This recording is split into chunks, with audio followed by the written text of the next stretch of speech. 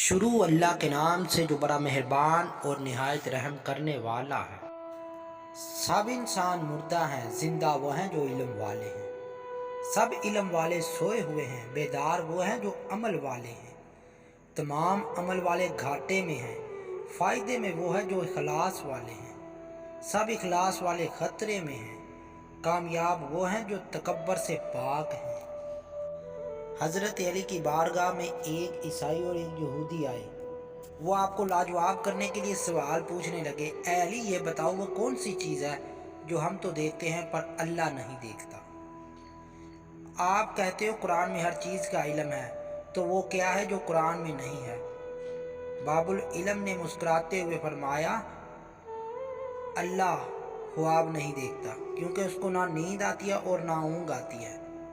دوسرا یہ کہ قرآن میں سب کچھ لکھا ہے پر جھوٹ نہیں لکھا۔ بارش کا قطرہ سانپ اور سیپی دونوں کے منہ میں گرتا ہے، مگر سانپ اسے زہر بنا دیتا ہے جبکہ سیپی اس قطرے کو موتی بنا دیتی ہے۔ اسی طرح اللہ تبارک و تعالیٰ نے اس زبان سب کو دی ہے، کوئی زہر اگل کر پست رہ جاتا ہے، کوئی موتی بکھیر کر بلند ہو جاتا ہے۔